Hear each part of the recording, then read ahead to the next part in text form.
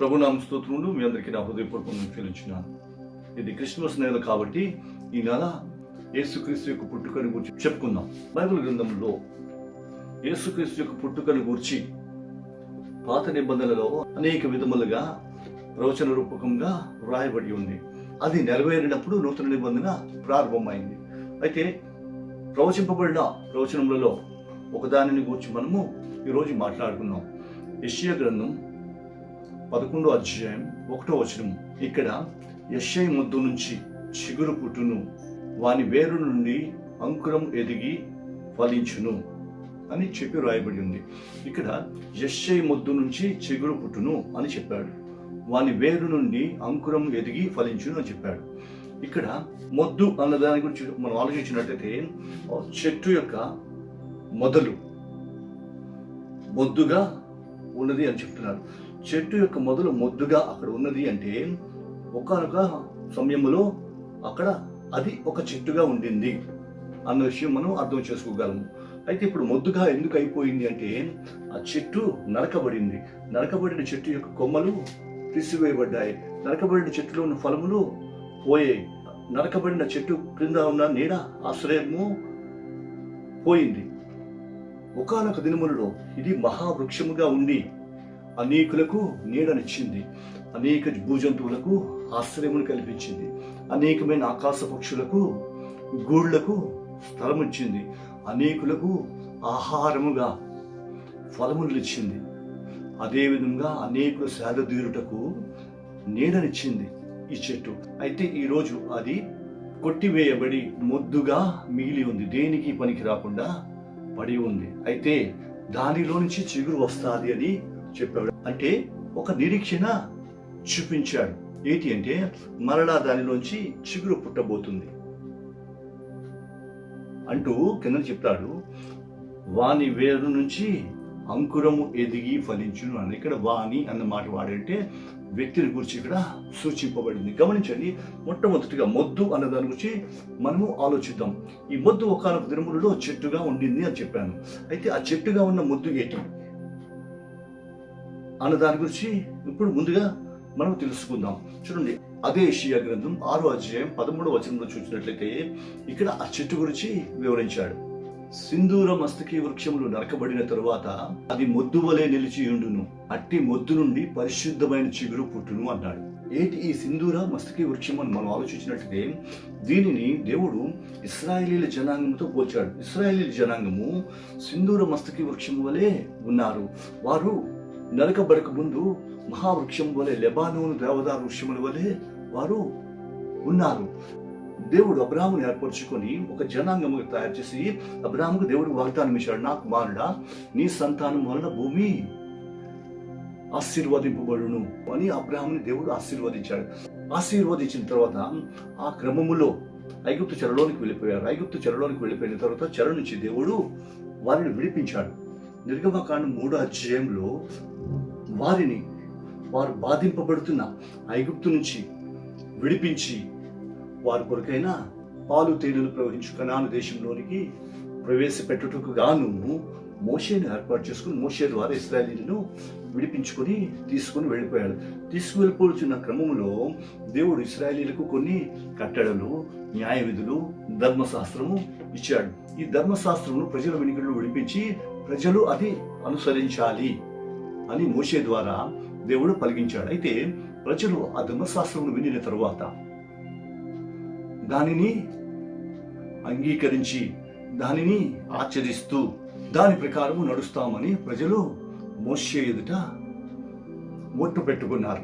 నిర్గమకాండం 19వ అధ్యాయం 5-6 వచనంలో దీనిని మనము చూడగలము. 24వ అధ్యాయం 7వ వచనం చూసినప్పుడు అక్కడ మోషే చదివిన తర్వాత ధర్మశాస్త్ర గ్రంథం అంతా చదివి వినిపించినప్పుడు యెహోవా ధర్మశాస్త్ర గ్రంథం ప్రకారము మేము జీవిస్తాము, దానిని అనుసరించి నడుస్తాము అని ప్రజలు ఒట్టు పెట్టుకొని మోషే ధర్మశాస్త్రంను అంగీకరించారు. ఈ అంగీకరించిన ఇశ్రాయేలీయులు కనాను దేశంలో ప్రవేశించిన తర్వాత కాలక్రమములో వారు దేవునిని నిర్లక్ష్యం చేసిన వారయ్యారు. దేవుడిని ఎప్పుడైతే నిర్లక్ష్యం చేశాడో దేవుడు వారిని బట్టి దుఃఖించడం ప్రారంభించాడు. రాను రాను వారి మీద దేవుడికి విసుగు కలిగింది. విసుగు కలిగిన దాన్ని బట్టి దేవుడు వారి పట్ల లక్ష్యం ఉంచడం తగ్గిపోయింది. కారణం ఏంటంటే వీరు తిరుగుబాటు చేయ జనులు అని దేవుడు వారి పట్ల బాధపడుచు మరోపక్క వారిని శిక్షిస్తూ వస్తున్నాడు. అయినను ప్రజలలో మార్పు రాలేదు. ఈ క్రమంలో జరుగుచుండగా దేవుడు వారికి యెహోషువ ద్వారా నడిపించాడు, న్యాయాధిపతుల నుంచి నడిపించినప్పుడు వారు ఎప్పుడైతే న్యాయాధిపతులు చనిపోయారో వెంటనే దేవుడిని మర్చిపోవడం ప్రారంభించారు. ఈ విధముగా జరుగుతూ వస్తున్న క్రమములో రాజుల కాలము వచ్చింది. ఎప్పుడైతే రాజుల కాలం వచ్చిందో, సౌలు మొదటి రాజుగా అయిన తర్వాత, సౌలు దేవుడి సన్నిధి నుంచి త్రోసివేయబడిన తర్వాత దావీదును దేవుడు ఏర్పాటు చేసుకున్నాడు. ఈ దావీదు యెష్షై కుమారుడు. మొదటి సమూయేలు గ్రంథం 16వ అధ్యాయంలో మనం చూసినట్లయితే ఇక్కడ సమూయేలుతో దేవుడు మాట్లాడాడు. సమూయేలు, నువ్వు ఇశ్రాయేలీయులకు రాజును ఎన్నుకుటకు యెష్షై ఇంటికి వెళ్ళు అన్నప్పుడు సమూయేలు యెష్షై ఇంటికి వెళ్ళాడు. యెష్షై ఇంటికి వెళ్ళిన తర్వాత యెష్షై కుమారులందరిలో దావీదుని దేవుడు ఎన్నుకున్నాడు. దావీదుని ఏర్పరచుకున్న దేవుడు అతని రాజుగా నియమించిన తర్వాత అతని జీవితమును బట్టి, అతని ప్రవర్తనను బట్టి, దేవునికి తను లోబడిన రీతిని బట్టి దేవుడు అతన్ని మెచ్చి అతనికి ఒక శాశ్వతమైన వాగ్దానం చేశాడు. ఏమిటా వాగ్దానం అంటే, దావీదా నా కుమారుడా, నీ అనంతరము నీ కుమారుడు రాజుగా ఉండబోతున్నాడు. అంతేకాదు, నీ కుమారుడు రాజుగా ఉండబోతున్నాడు. ఈ విధముగా ఈ రాజ్యము నీకు స్థిరపరిచాను. భూమి మీద జనులు జీవించినంత కాలము నీ సంతానములో ఒకడు రాజుగా ఉండక మానడు అని దేవుడు ఇశ్రాయేలీయుల జనాంగమును తనకి అప్పగించి అతని రాజ్యమును స్థిరపరిచాడు. ఈ విధంగా స్థిరపరచబడిన ఆ రాజ్యమే చెట్టు. దీని గురించి యెహెజ్కేలు గ్రంథం 17వ అధ్యాయం 22 నుంచి 24 వచనాలలో వివరించబడి ఉంది. ఎత్తైన దేవదారు పైకొమ్మను తీసి నేను దానిని నాటుదును, అత్యున్నతమైన దాని మీద దానిని నాటుదును. ఇశ్రాయేలు పర్వతములలో ఎత్తైన దాని మీద నేను దానిని నాటగా అది శాఖలు విడిచి బహుగా ఫలించు దేవదారు వృక్షమగును. సకల జాతుల పక్షులు దానిలో గూడు కట్టుకొను, దాని కొమ్మల నీడను అది దాగును అంటూ ఆ చెట్టు కింద ఉండే నివాసములు, సంరక్షణ, క్షేమము, నెమ్మది అంతా వివరిస్తూ ఒక చెట్టుని దానిని ఫలభరితంగా చేయాలన్నా, ఒక చెట్టుని నాశనం చేయాలన్నా అది నా చేతిలో లేదా అంటూ ఇశ్రాయేలీయుల గురించి దేవుడు హెచ్చరికగా ఇది ఇస్తున్నాడు. అయితే దావీదుకి ఇచ్చిన ఈ రాజ్యము ఎప్పుడైతే ఇశ్రాయేలీయులు దేవుని సన్నిధిని నిర్లక్ష్యం చేయడం ప్రారంభించారో అప్పుడు దేవుడు ఇశ్రాయేల్ జనాంగాన్ని మర్చిపోవడం ప్రారంభించారు.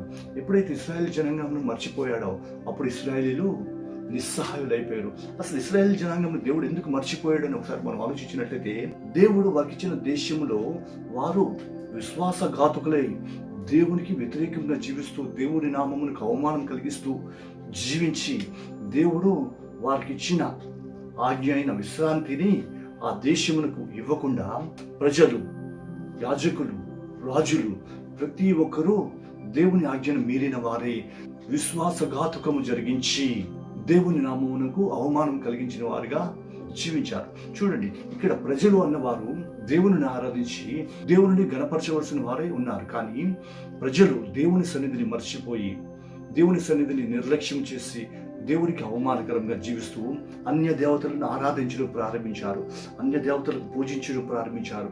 దేవునికి ఆలయమును నిర్లక్ష్యం చేసి దేవుని పూజించుట అలక్ష్యం చేసి ఈరోజు అన్య ఆరాధన ప్రారంభించి దేవునికి కోపం పుట్టించారు. ఇర్మీయా గ్రంథం 5వ అధ్యాయంలో ఆ అధ్యాయం అంతట్లో వీరి యొక్క తిరుగుబాటును గురించి, దేవుడి సన్నిధిలో వారు చూపించిన విశ్వాసఘాతకం గురించి వ్రాయబడి ఉంది.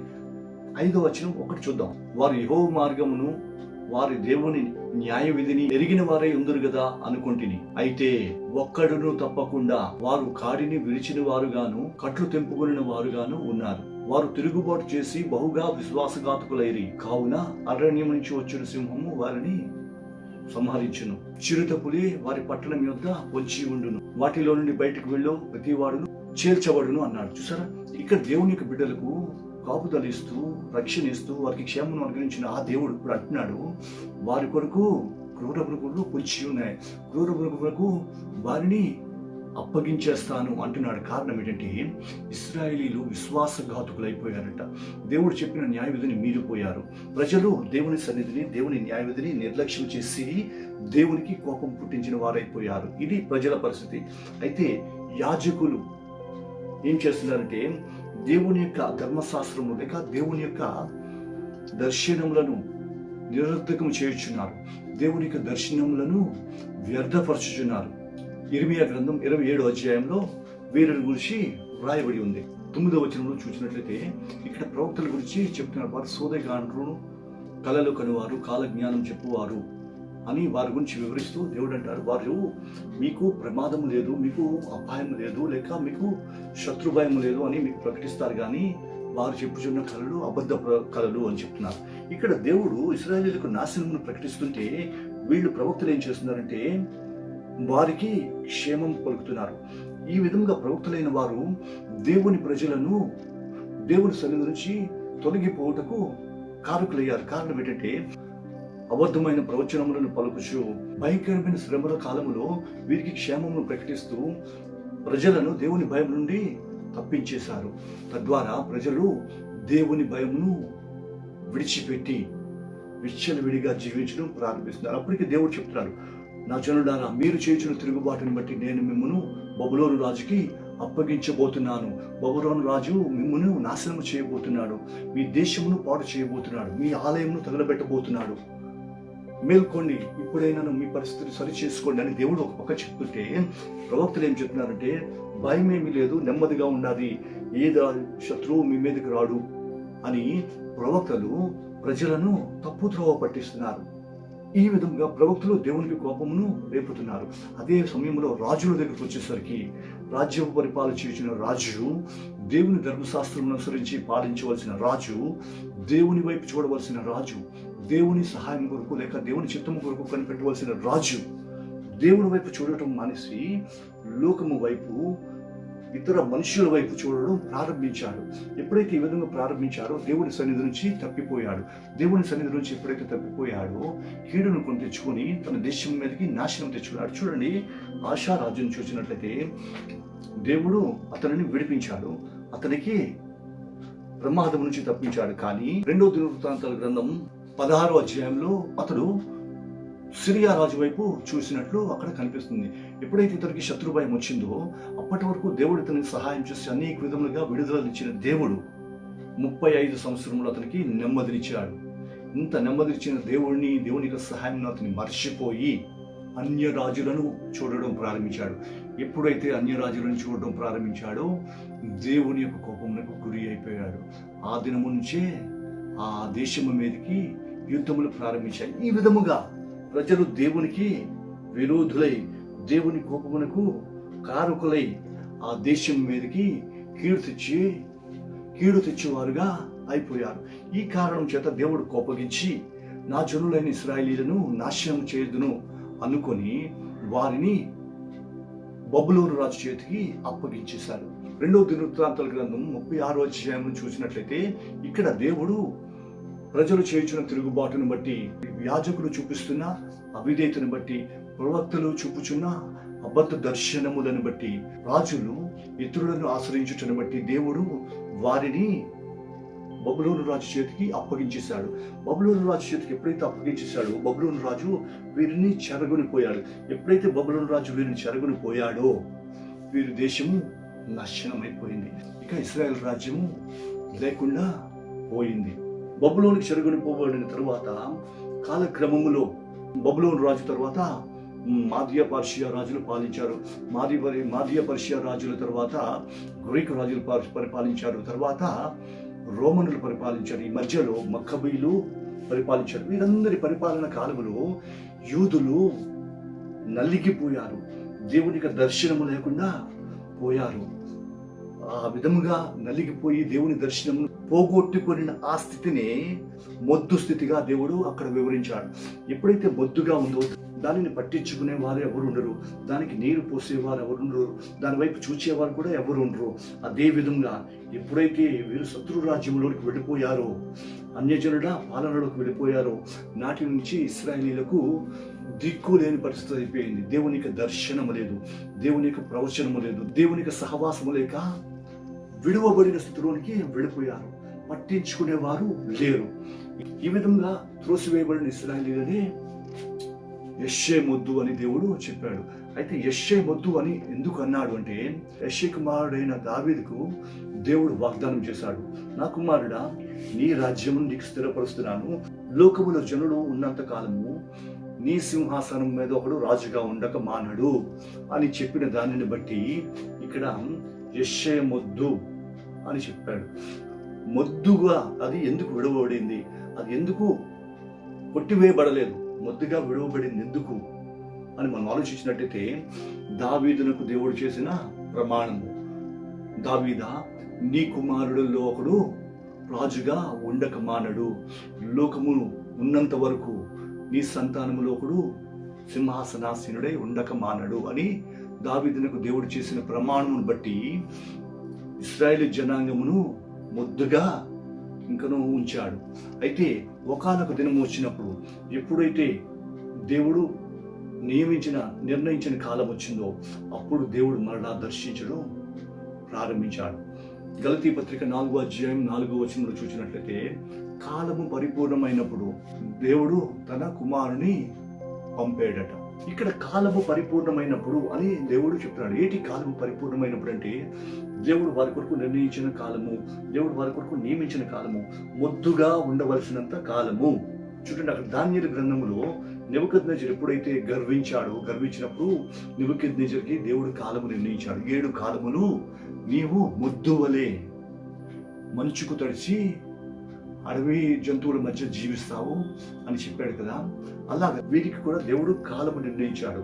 400 సంవత్సరములు వీరికి కాలము నిర్ణయించి, ఆ కాలము నిండిన తరువాత దేవుడు వారిని దర్శించుటకు నిర్ణయించుకున్నాడు. ఆ దర్శించుటకు నిర్ణయించుకున్న దానిని బట్టి దేవుడు తన కుమారుని ఆ సమయం ముందు పంపించాడు. ఎప్పుడు? కాలము పరిపూర్ణమైనప్పుడు, దేవుడు నిర్ణయించిన కాలము పరిపూర్ణమైనప్పుడు వెంటనే దేవుడు తన కుమారుని పంపించాడు. దేనికి పంపించాడంటే, నలిగిపోతున్న లేక విడువబడిన తన జనులైన వారిని విడిపించుటకు, దేవుని యొక్క సన్నిధిలోనికి నడిపించుటకు తన కుమారుని పంపించాడట. అపోస్తుల కార్యం 13వ అధ్యాయం 22-23 వచనములలో దీని గురించి వ్రాయబడి ఉంది. అతని సంతానం నుండి ఇశ్రాయేలీయుల కొరకు రక్షకుని పుట్టించెను. చూసారా, ఇక్కడ దేవుడు యెష్షే కుమారుడైన దావీదు గురించి చెప్తూ దేవుడు వాగ్దానం చేసిన విధముగా అతని సంతానం నుంచి లోకరక్షకుని దేవుడు పంపించాడు. ఆ లోకరక్షకుడు ఎవరు అంటే యేసుక్రీస్తు. ఆ యేసుక్రీస్తు లోకమును విడిపించడానికి, నశించిపోచున్న తన ప్రజలను విడిపించుటకు లోకమునకు దిగి వచ్చి ఉన్నాడు. ఈ దిగి వచ్చిన ఈ యేసే మొద్దు నుంచి వచ్చిన ఆ చిగురు. ఇప్పుడు ఈ చిగురు ఫలించి వర్ధిల్లి అభివృద్ధి చెంది బలమైన వృక్షముగా ఎదగాలి. అది దేవుని యొక్క ఉద్దేశము. అయితే పుట్టిన ఈ చిగురు ఎవరి కొరకు ఈ చిగురు పుట్టిందంటే, నశించిపోచున్న తన ప్రజలైన వారిని, తన కుమారులైన వారిని, తన సంతతి అయిన వారిని విడిపించుటకు దేవుడు యేసుక్రీస్తును లోకములకు పంపించాడు. అయితే అతడు తన స్వకీయుల యొద్దకే వచ్చాడు, కానీ తన స్వకీయులు అతనిని అంగీకరించలేదు. యోహాను సువార్త 1వ అధ్యాయం 11వ వచనంలో మీరు చూసినట్లయితే, ఆయన తన స్వకీయుల యొద్దకే పంపబడిను గాని వారు అతన్ని తృణీకరించిరి అన్నాడు. చూసారా, ఇక్కడ మెస్సయ్య చిగురు వలె పుట్టి వారిని రక్షించవలని వస్తే, అక్కడ యూదులైన వారు, తనకు బిడ్డలైన వారు అతనిని తృణీకరించారు. అయితే ఈ తృణీకరించిన కారణం చేతనే ఈరోజు నీవు నేను ఈ రక్షణను అనుభవిస్తున్నాము. గమనించారా ప్రియులారా, ఈరోజు దేవుని సన్నిధిలో రక్షణ పొంది, దేవుని చేత విమోచింపబడి, సమస్తమైన పాపం నుంచి విడుదల పొంది, దేవుని యొక్క సంరక్షణను లేక దేవుడు వాగ్దానం చేసిన ఆ నిత్య జీవమును గురించి ఆశ కలిగి, నిరీక్షణ కలిగి జీవిస్తున్నామంటే కేవలము తన ప్రజలైన వారు ఆయనను తృణీకరించుటను బట్టియే ఆ రక్షణ నీ యొద్దకు నా యొద్దకు వచ్చి ఇటువంటి ధన్యకరమైన స్థితిని మనము అనుభవించగలుగుతున్నాము. గమనించండి ప్రియులారా, అందుకే రోమాపత్రిక 11వ అధ్యాయం 17వ వచనంలో మన గురించి రాస్తున్నాడు. స్వాభావికమైన చెట్టుకు అంటుకట్టబడిన ఒలీవ మొక్క వలె ఉన్నావు అని చెప్తున్నాడు. స్వాభావికమైన చెట్టు ఎవరు అంటే ఇక్కడ ఇశ్రాయేలీయులు.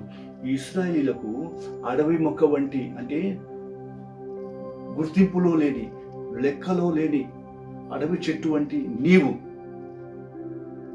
అంటు కట్టబడిన వాడవై ఈరోజు స్వాభావికమైన మంచి ఒలివ చెట్టు యొక్క సారమును అనుభవిస్తున్నావు. అంటే దేవుని యొక్క సంరక్షణను అనుభవిస్తున్నావు, దేవుని యొక్క రక్షణను అనుభవిస్తున్నావు, దేవుని యొక్క వాగ్దానమును అనుభవిస్తున్నావు. కాబట్టి దేవుని యొక్క వాగ్దానం అనుభవిస్తున్న నీవు ఆ దేవునిలో అంటుకట్టబడి ఉన్నావా? గమనించండి, క్రిస్మస్ వచ్చింది, లోకరక్షకుడు పుట్టాడు, లోకరక్షకుడు పాపములను విమోచించడానికి వచ్చాడు అని ఆచరిస్తున్నాము, ఆనందిస్తున్నాము, గంతులు వేస్తున్నాము. సరే, మంచిది. అయితే లోకమును రక్షించుటకు పుట్టిన ఆ యేసు యొక్క ఉద్దేశం నెరిగిన వారమే, ఆ యేసు యొక్క ఉద్దేశానుసారంగా జీవిస్తూ ఆయనను గణపరుస్తూ మన స్థితిని మనం చక్కపరుచుకుంటున్నామా? ఆయన సంతోషించి పరచగలుగుతున్నామా? ఆలోచించండి. అటు విధముగా ఉండాలంటే నువ్వు దేవునితో అంటు కట్టబడిన వాడవై ఉండాలి, అంటు కట్టబడిన దానవై ఉండాలి. అప్పుడే నువ్వు జీవించగలవు. అందుకే యోహాను సువార్త 15వ అధ్యాయం 1 నుంచి 7 వరకు చూసినట్లయితే ఇక్కడ ద్రాక్షావల్లి గురించి చెప్తూ, నేను నిజమైన ద్రాక్షావల్లిని, మీరు తీగలు అని చెప్తూ, తీగ చెట్టులు అంటు కట్టబడినప్పుడే అది ఫలిస్తుంది. ఎప్పుడైతే చెట్టు నుంచి వేరైపోతుందో అది వాడబారి కాల్చివేయబడుతుంది, లేక అగ్నిలో వేయబడుతుందట. చూసారా, ఇక్కడ తీగగా ఉన్నవారు అంటే ఆ అంటు కట్టబడిన వారు ఆ చెట్టును అంటు కట్టబడి ఉన్నంత వరకే వారిలో జీవం ఉంటుంది. అప్పుడే వారు ఫలభరితంగా ఉంటారు. ఆ ఫలభరితమైన జీవితమునే దేవుడు ఆశిస్తున్నాడు. చూసారా, యెషయా గ్రంథం 11వ అధ్యాయం 1వ వచనం 2వ భాగంలో చూసాం కదా, వాని వేరు నుండి అంకురము ఎదిగి ఫలించును అని చెప్పాడు. సో వాని వేరు నుంచి పుట్టిన అంకురము ఎదిగి ఫలించాలి అంటే అంటు కట్టబడినదై ఉండాలి. ఆ అంకురము లేక ఆ చెట్టులో ఆ తీగే అంటు కట్టబడి ఉండాలి. అప్పుడే అది ఫలించగలదు. కాబట్టి రక్షణ పొందిన ప్రియ సహోదరుడా, ప్రియ సహోదరి, క్రీస్తులో రక్షింపబడిన నీవు క్రీస్తునకు అంటు కట్టబడిన వాడవై జీవిస్తున్నావా? క్రీస్తుతో అంటు కట్టబడిన దానవై జీవిస్తున్నావా? క్రీస్తు పుట్టుకను వేడుకగా ఆచరిస్తున్నాం, సంతోషం. లోకములకు దేవుడు తన కుమారుడు పంపించాడు అని ఆనందిస్తున్నాం, సంతోషం. అయితే ఆ క్రీస్తులో అంటు కట్టబడిన నీవు క్రీస్తుతో అతుకబడి జీవిస్తున్నావా? అటువంటి జీవితంలో కలిగినప్పుడే క్రీస్తు యొక్క పుట్టుక అన్నదానికి నీ జీవితములో అర్థం ఉంటుంది. కాబట్టి అటువంటి ధన్యకరమైన జీవితం కలిగి జీవించాలని ఆశిస్తూ దేవుని పక్షంగా ఈ నా మాటలు ముగిస్తున్నాను. ప్రార్థన చేసుకో. స్తోత్రం తండ్రి, పరిశుద్ధుడా, నీకు వందనం. యెషయా ముద్దున్న చిగురు పుట్టిను, వాని వేరు నుండి అంకురం ఎదిగి ఫలించునని చెప్పిన దేవా, నీ యొక్క వాక్యమును మేము పంచుకోవడానికి ఇచ్చిన సమయం బట్టి వందనలు. ఈ వాక్యమును నాలో మాలో ఫలింపజేసి నీతో అంటు కట్టబడిన వారమే దినదినము ఫలించుచు ఉన్నతమైన స్థితిలోనికి ఎదిగే అనుభవంలోని మమ్మల్ని నడిపించి మీరే మహిమను పొందండి. యేసు నామములో అడుగుచున్నాము తండ్రి, ఆమేన్.